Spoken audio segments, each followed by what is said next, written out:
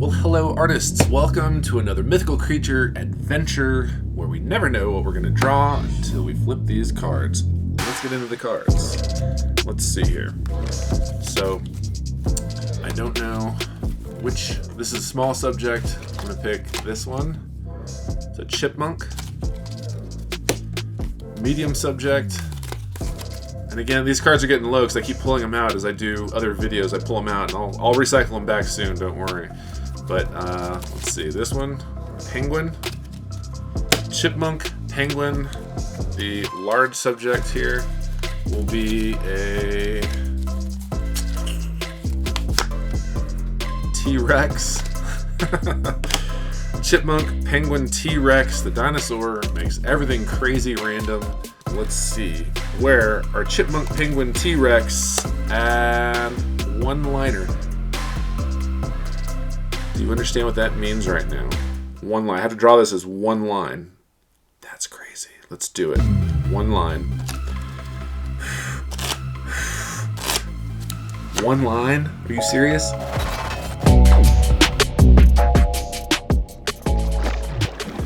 For this Chipmunk, Penguin, T-Rex one-liner and crazy set of random prompts, I'm going to be using pen and ink for the outline and my go-to watercolor crayons. And when you spread these on, you just basically scribble in the color and it helps you fill in the color faster. I like that. Because of the way it looks like watercolor. And it is watercolor, it's just a faster way. Because a traditional watercolor where you actually use the paint tubes and all that stuff, I'm not very fast at. So I like this because it's a little faster and a little easier to control for me. You use whatever you have. You can color with color pencils or anything that you wish.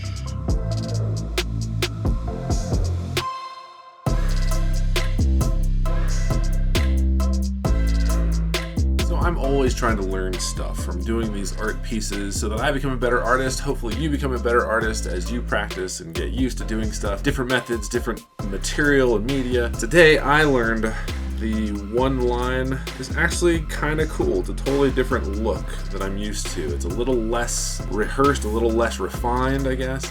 But there's one thing that I need to tell you about my pens. This pen is not water soluble, so it is water soluble. Whatever. It bleeds in water. This ink and this acrylic ink that I use, which I just put in here in a water pen, I wanted this to be a little bit brighter, kind of like a tennis ball. But this ink that I usually use in here that's very opaque, this does not run in water. So I'm going to show you real quick what it looks like when you put water on this pen. I love these pens. These are probably my favorite. I use these for everything, for writing, for all sorts of stuff. But you can use whatever pen you want. And these are horrible if you're going to be putting water and you don't want it to run. If you do want it to run, today it ran. I was doing watercolor, it worked out. Happy accident. But if you're wanting this to not run, use an acrylic-based ink that does not bleed all over the place. Anyhow. So even though the beak of this thing ended up looking more like a pterodactyl than a penguin, I decided to go ahead with it and put in some neat colors. Green, I assume dinosaurs are green-ish. So I took the T-Rex green. And then I wanted it to be really bright like a tennis ball, but like I say, that ink really just bled everywhere and made everything kind of dark. So instead of being really bright, it turned into more of a muted palette, which it's okay.